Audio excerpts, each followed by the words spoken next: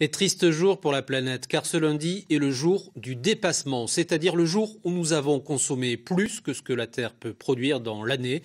En Ariège, un éco-village tente d'inverser la tendance à son niveau, bien sûr. Geoffrey Berg, Morgane Bonnat.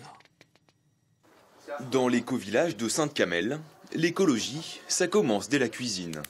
Pas de gaz ou d'électricité, tout fonctionne au feu de bois.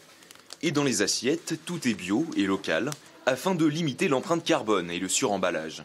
Donc ici, on fait tout maison.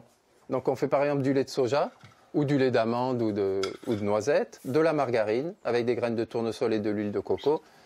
Et là, on voit qu'on sort vraiment de tout ce qui est manufacturé et on n'a pas d'emballage. Installée depuis 8 ans dans ce hameau ariégeois, cette communauté a conçu une micro-société au mode de vie alternatif dans le respect de l'environnement. Donc ici, on cultive différents légumes. Bon, il y a des tomates, du maïs.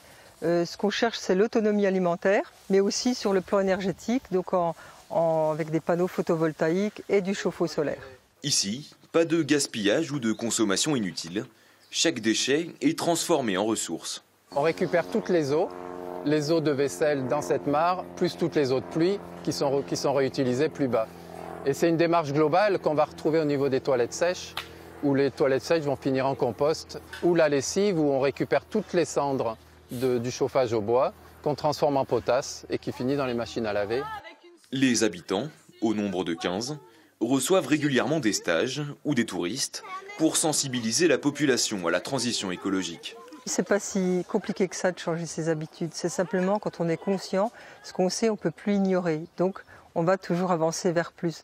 Ce n'est pas un changement radical peut-être pour certains, mais tout doucement. Je pense qu'aujourd'hui encore, on peut sauver la Terre. Mais je crois qu'il y a une urgence. Un mode de vie qui pourrait, à plus grande échelle, limiter l'empreinte de l'humanité sur Terre et ainsi reculer le jour du dépassement qui intervient de plus en plus tôt chaque année.